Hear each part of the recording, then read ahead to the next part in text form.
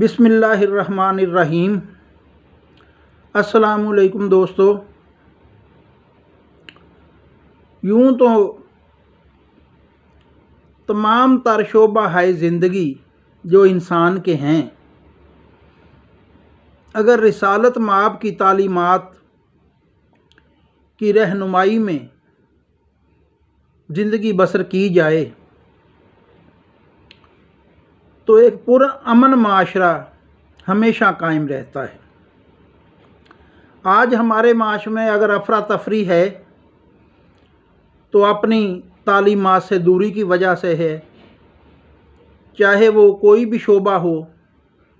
अल्लामा इकबाल की नज़र ने तो इस शेर को इसीलिए सामने किया था, जुदा हो दी सियासत से तो रह जाती है चंगेज़ी, कि दीनी तालीमात अगर सियासत पे आप साथ नहीं रखते तो फिर यही चंगेज़ी है जो आजकल इस माशरे पे मुसल्लत है।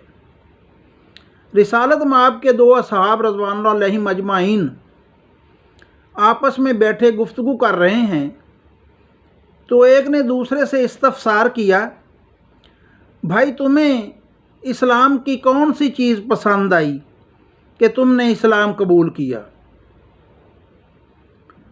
तो वो सहाब रज़ी अल्लाह ताला अन्हु फरमाने लगे कि मैं एक मर्तबा मस्जिद नबवी के पास ही कहीं था कि मैंने देखा एक शख्स दौड़ा दौड़ा आया है, तो रिसालत माब तशरीफ़ फरमाया तो उनकी बारगाह में अर्ज़ करने लग गया, रोता चिल्लाता हुआ, या रसूलल्लाह मेरा बच्चा गुम हो गया है, मेहरबानी फरमाए मुझे ढूंढ दें। बहुत बेताब था बच्चे के लिए। इससे पहले कि रिसालत माब उसे कोई जवाब देते, एक सहाबी बोल पड़े, या रसूलल्लाह मैंने इसके बेटे को फ़लाँ खजूरों के बाग में देखा है बच्चों से खेलते हुए।